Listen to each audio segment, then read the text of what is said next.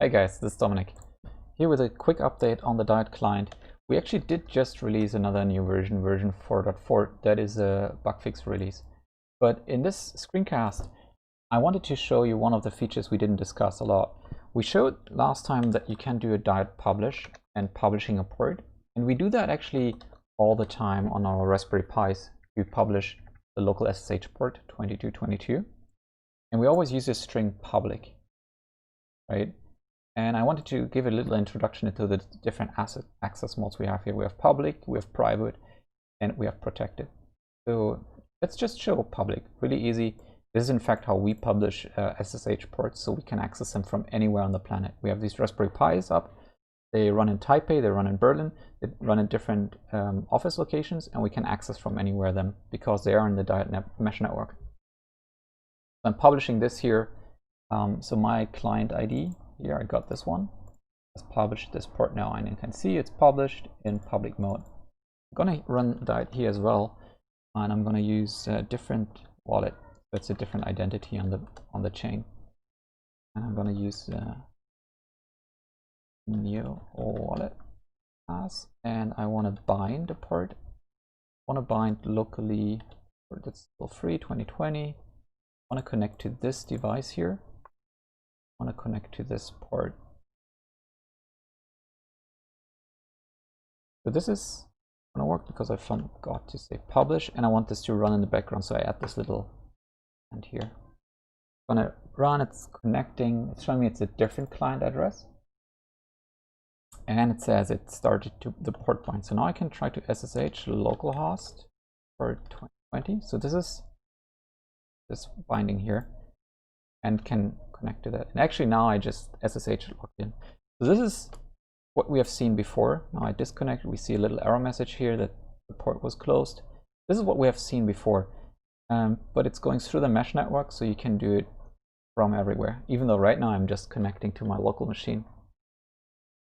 But let's go one step further. So this is what we have known before already. I'm closing this. I want to do private. What does private mean? I want to do private, and I want to do private only with this this new wallet here. We're going to publish again, starting it up. Tells us again, very same thing, port 22 is published in private mode though now. So for this guy here, nothing changes. I can SSH in, and it still works. Okay, so how about somebody else? I'm going to shut this down. I'm gonna start the same thing, but now I'm gonna start with another new wallet number 2. So adding a small 2 here.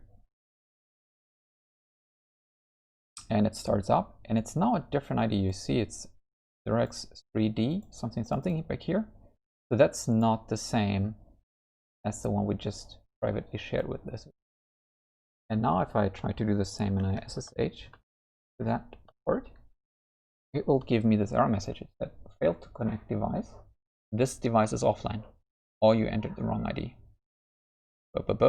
Is not in the whitelist, so this won't work. You can't do it this way. Just going back to the nice case wallet. So this is our first wallet. Still the same ID. I try to SSH. I can SSH. That's here. Okay, so the third mode. Let's talk about the third mode. We have one more. The third mode is called protected. And so I do publish in protected mode. I write protected. And now protected means that everybody who's in the same fleet can join it. So this is still a work in progress. And when I do, oh, it's the same client. I do it from the DB path. I use new wallet.